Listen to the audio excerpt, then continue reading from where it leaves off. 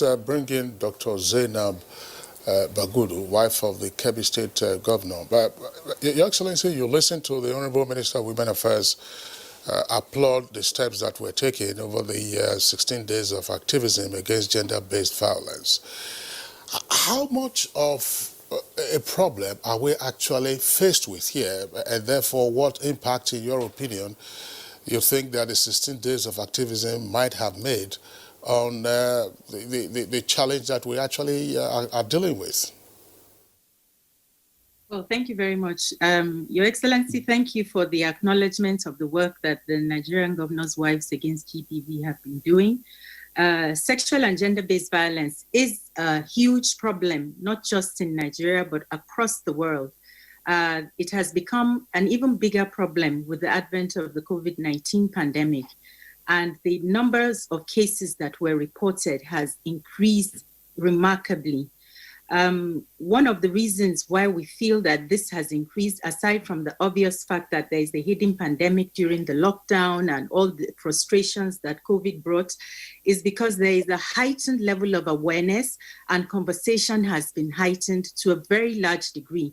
You yourself acknowledge the work that the Honorable Minister, her ministry, the Ministry of Justice at the federal, state, and local government levels have been doing.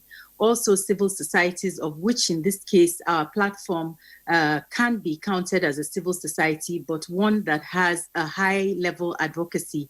That is to say, we're able to speak to the governors of the states, being the spouses and the mothers of all the states, to get action. It's not just about talk now, it's about action. So in the last 16 days, like every other 16 days of activism that has been going on across the world, there has been a heightened level and increased conversation about issues that are around gender-based violence.